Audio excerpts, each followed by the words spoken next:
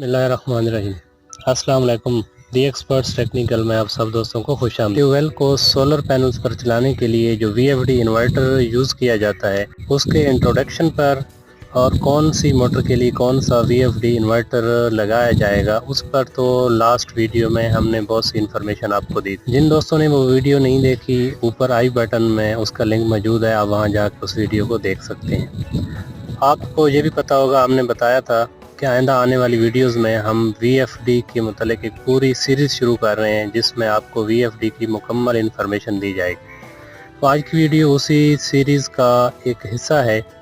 तो आज की वीडियो में हम आपको बताएंगे कि VFD इन्वर्टर के कनेक्शन कैसे किए जाते हैं। इसके अलावा आपको ये भी पता होगा कि VFD इन्वर्टर जो है बाई डिफ़ॉल्ट सेटिंग पे आता है, तो उसकी कुछ सेटिंग करना पड़ती हैं मोटर को चलाने से पहले, मोटर के पैरामीटर उसमें ऐड करने पड़ते हैं और इसके अलावा कुछ सेटिंग होती हैं। तो बहुत से दोस्तों ने उसकी भी फरमाइश की है कि आप उस पर वीडियो बनाएं। हमारी कोशिश होगी कि आज की वीडियो में ये टॉपिक कवर किए जाएं। तो चले दोस्तों, आज की वीडियो स्टार्ट करते हैं। दोस्तों, वीडियो शुरू करने से पहले हमेशा की तरह आप दोस्तों से रिक्वेस्ट है कि जिन्होंने अभी तक हमारे चैनल को सब्सक्राइब नहीं किया वो चैनल को सब्सक्राइब कर दें और इसके अलावा साथ में मौजूद बेल आइकन को ज़रूर प्रेस करें। VFD इन्वर्टर के कनेक्शन बताने से पहले कि इसके कौन से कनेक्शन किस जगह किए जाएंगे, इससे पहले आपको इसका वर्किंग प्रिंसिपल बता देते हैं। पहले भी मैंने आपको इसका वर्किंग प्रिंसिपल बताया था लेकिन वो शॉर्ट सा था, लेकिन अभी डिटेल में आपको इसका वर्किंग प्रिंसिपल हम बता देते हैं। जैसा कि आप देख सकते हैं कि बिल्कुल लेफ़्ट साइड पे एक कन्वर्टर सेक्शन लिखा हुआ है, सेंटर में DC बस है और एंड पे इन्वर्टर है और फिर इसके बाद 3 फेज़ मोटर बनी हुई है। ये कन्वर्टर, DC बस और इन्वर्टर और इसके अलावा नीचे ये कंट्रोल लॉजिक, ये सब VFD इन्वर्टर के अंदर ये सब चीज़ें मौजूद होती हैं। तो VFD इन्वर्टर को जब पहले 3 फेज़ इनपुट दी जाती है और ये 3 फेज़ को DC में कन्वर्ट करता है और DC में फिर फिल्टरिंग होती है और फिर यहाँ पे फ़िल्टरिंग होने के बाद इस जगह पे हमें DC वोल्टेज मिल जाते हैं और बाद में DC वोल्टेज को ये जो इन्वर्टर सेक्शन है ये DC वोल्टेज को 3 फेज़ AC वोल्टेज में कन्वर्ट करता है। और नीचे ये कंट्रोल लॉजिक दिया हुआ है, यहाँ पे ये कंट्रोल लॉजिक इस सारे प्रोसेस को मॉनिटर कर रहा होता है। तो बाकी डिटेल भी आपको बता देता हूँ, लेकिन यहाँ पे दोस्तों के ज़हन में क्वेश्चन आ रहा होगा कि ये 3 फेज़ तो हम इसको अप्लाई नहीं करते सोलर में, तो इसको DC वोल्टेज अप्लाई किए जाते हैं। जी बिल्कुल, आप ठीक फरमा रहे हैं, सोलर में इसको DC वोल्टेज ही अप्लाई किए जाते हैं और वो DC वोल्टेज बेसिकली यहाँ पे जो DC बस लिखा हुआ है और ये जो जगह है यहाँ पे ये DC वोल्टेज अप्लाई किए जाते हैं और ये फर्दर इन्वर्टर सेक्शन जो है इन DC वोल्टेज को 3 फेज़ AC वोल्टेज में कन्वर्ट करके हमारी मोटर को रन कराता है। और जो ये कंट्रोल लॉजिक है, ये कंट्रोल लॉजिक इन जो आपके आ रहे होते हैं DC वोल्टेज और DC वोल्टेज से 3 फेज़ कन्वर्ट हो रहे होते हैं, तो 3 फेज़ की फ्रीक्वेंसी को कंट्रोल कर रहा होता है। इसके अलावा मोटर के RPM को कंट्रोल कर रहा होता है, मोटर के एम्पेयर को, हत्ता कि मोटर ओवरलोड हो तो भी ये ट्रिप कर जाता है, इन्वर्टर हीट अप हो तो भी ट्रिप कर जाता है। तो सारा कंट्रोल इसी में होता है। तो ये 3 फेज़ इनपुट देने का मकसद ये है कि ये जो VFD हैं ये सिर्फ सोलर पैनल पे यूज़ नहीं होते, ये बहुत सी इंडस्ट्रीज़ में यूज़ होते हैं जहाँ पे इनको 3 फेज़ सप्लाई दी जाती है। ये तो थी इसकी ब्लॉक डायग्राम। अभी हम थोड़ा सा इसकी सर्किट डायग्राम शॉर्ट में कंप्लीट तो नहीं है, ये भी आप इसको ब्लॉक डायग्राम भी कह सकते हैं। इसमें थोड़ा सा इसका डिटेल बताएंगे कि ये वोल्टेज कैसे DC में कन्वर्ट होते हैं और फर्दर जो है DC से फिर AC में। सबसे पहला जो हमारा सेक्शन आता है वो सेक्शन है हमारा AC टू DC कन्वर्टर। आपको पता होगा कि साइन वेव कुछ इस तरह की होती है, इसमें पहले पॉजिटिव साइकिल होता है और फिर नेगेटिव साइकिल होता है। यहाँ पे 3 फेज़ आ रहे होते हैं, A, B एंड C। अगर हम A फेज़ की बात करते हैं तो यहाँ पे A फेज़ पे जब पॉजिटिव साइकिल आता है तो ये जो ऊपर वाला डायोड लगा हुआ है ये फॉरवर्ड बाइस हो जाता है और पॉजिटिव सप्लाई इससे गुजर के यहाँ पे आगे हमें DC पे पॉजिटिव DC वोल्टेज मिल जाते हैं।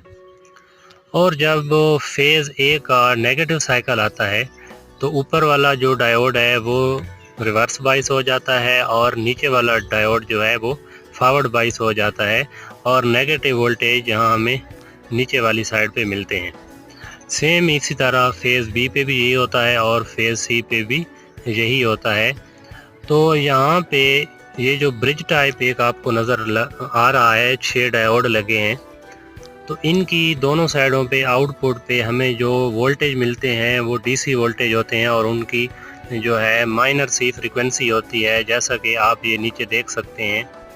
یہاں پہ یہ مائنر سی فریکوینسی ہوتی ہے جس کو آپ پلسیٹنگ ڈی سی بھی بول سکتے ہیں۔ کچھ اس میں اے سی کی پلسز موجود ہوتی ہیں، تو ان اے سی کی پلسز کو ختم کرنے کے لیے یہاں پہ یہ فلٹر کیپیسٹر لگائے جاتے ہیں۔ تو یہ فلٹر کیپیسٹر جو ہیں ان اے سی پلسز کو ختم کر کے یہ آؤٹ پٹ پہ ہمیں پیور ڈی سی وولٹیج دیتے ہیں۔ آپ کو یہاں پہ یہ 4 نمبر پہ جو وولٹیج کی ایک لائن سی نظر آ رہی ہے، یہ پیور ڈی سی وولٹیج ہے ہمارے۔ تو یہ pure D C voltage inverter section میں آتے ہیں اور انورٹر سیکشن میں موسفیٹ لگے ہوتے ہیں جو کہ آن آف ہو رہے ہوتے ہیں، ان کی کنٹرول سرکٹ کے ذریعے سوئچنگ کرائی جاتی ہے۔ اسی سوئچنگ کے ذریعے دوبارہ سے ہمارے 3 فیز اے سی وولٹیج بنتے ہیں اور ان کی فریکوینسی کنٹرول کی جاتی ہے۔ فریکوینسی 0 سے لے کے 400 ہرٹز تک آپ کنٹرول کر سکتے ہیں، جو بھی آپ کو فریکوینسی چاہیے۔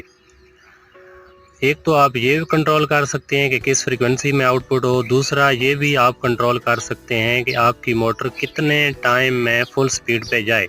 تو آپ نے دیکھا ہوگا انورٹر کو جب آپ رن کا بٹن دباتے ہیں تو فریکوینسی 0 سے شروع ہوتی ہے اور 50 تک آرام سے جاتی ہے، اور جب آپ سٹاپ کا بٹن دباتے ہیں تو 50 سے واپس آتے آرام سے فریکوینسی جو ہے 0 پہ آ جاتی ہے۔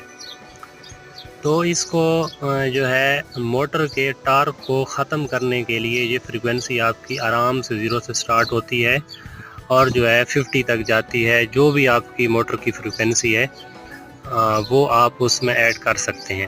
اس کے علاوہ موٹر کے آر پی ایم کو بھی آپ کنٹرول کر سکتے ہیں۔ آپ نے سیٹنگ میں دیکھا ہوگا کہ آر پی ایم جتنے آپ آر پی ایم دیں گے، فار ایگزامپل آپ نے 1000 آر پی ایم دیے تو آپ کی موٹر 1000 آر پی ایم سے اوپر نہیں جائے گی۔ موٹر کے وولٹیج بھی سیٹ کر سکتے ہیں۔ مین تو سے کہ جو ان پٹ پہ آپ کے 3 فیز وولٹیج آ رہے تھے، اگر وہ آپ ڈائریکٹ پرووائڈ کرتے تو آپ کسی چیز کو کنٹرول نہیں کر سکتے، اور اس وی ایف ڈی کو لگانے کی مدد سے جو سب سے بڑا فائدہ ہے وہ یہ کہ سٹارٹنگ ٹارک آپ کا ختم ہو جائے گا، اور سیکنڈ یہ کہ آپ حتیٰ کہ موٹر کے وولٹیج، امپیئر، اس کی فریکوینسی، اس کی سپیڈ، ہر چیز کنٹرول کر سکتے ہیں۔ تو ابھی اس کے کنیکشن بتا دیتا ہوں۔ تو جیسا کہ آپ یہ پکچر میں دیکھ رہے ہوں گے کہ آپ کو جو ہے بالکل لیفٹ سائڈ پہ آپ کو پلس اور مائنس لکھا ہوا نظر آ رہا ہوگا۔ تو بیسیکلی یہ جہاں پہ پلس لکھا ہوا ہے یہاں پہ آپ نے سولر پینلز کی پلس والی وائر لگانی ہے، اور جہاں پہ مائنس لکھا ہوا ہے یہاں پہ سولر پینل کی مائنس والی وائر لگانی ہے۔ اس کے علاوہ R S and T power کے کنیکشن دیے گئے ہیں۔ اگر آپ 3 فیز ان پٹ یوز کر رہے ہیں، آپ کے پاس بجلی ہے اور آپ نے جسٹ موٹر کا سٹارٹنگ ٹارک ختم کرنے کے لیے اس کو یوز کر رہے ہیں یا سپیڈ کو کنٹرول کرنے کے لیے، تو یہاں پہ آپ 3 فیز سپلائی دیں گے۔